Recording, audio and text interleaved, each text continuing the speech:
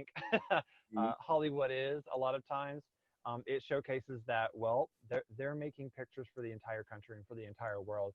So they themselves are restricted and limited sometimes by the sellability, by the bottom line dollar when it comes to some of these types of productions. I personally feel like there's a balance of those two things, though. Like, I feel like you can definitely still make the money, but also enrich the community. So I kind of want to take that as an opportunity to kind of delve into our main topic for tonight. The main topic tonight is going to be toxic masculinity. This is the part 2 of the video. And I kind of want to delve into it specifically on how it affects us as members of the LGBTQ community.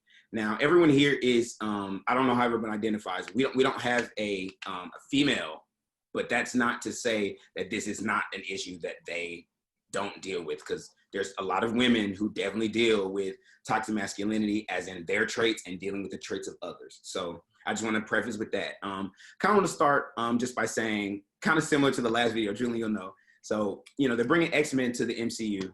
And when we're talking about inclusivity and stuff like that and everything you just said, it makes me think about Bobby Drake, who is Iceman. And he's basically the first X-Men who is officially now, in the old movies, he was never played as a homosexual. In the comic books, he's gay. Originally? Yes. But not originally. I think it's more of a new Like storyline where that Right, makes yes. him gay. Yeah. I think it's beautiful because choice. You know what I'm saying? It was a choice to be like, we need this inclusivity out here. Now, the question I have is, because I think when it comes to gay and being put on entertainment screens, I feel like they don't want to really show gay men on TV as much as they don't mind showing gay women on TV. Mm-hmm. Like Once Upon a Time had Mulan and Rapunzel, and they were like kind of in love with each other.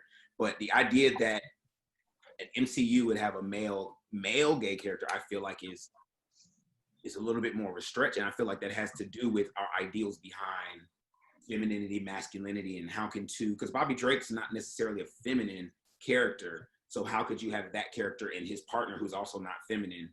How are we going to show them on screen and everything? So how do y'all feel about that?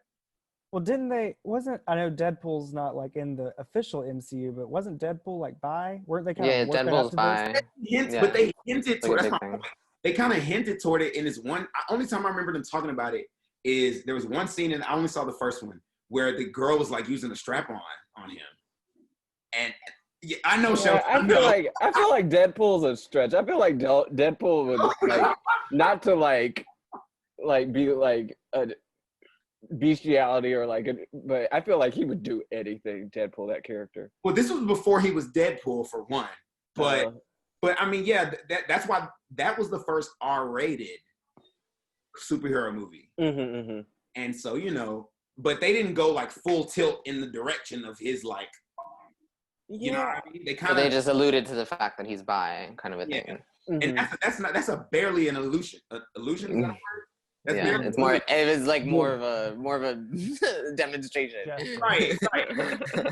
And so I feel like I don't know, and I guess maybe I'm in my feelings today because of the conversation that I had before. But I really feel like so out of touch with everybody else sometimes when I felt like I was so part of this movement.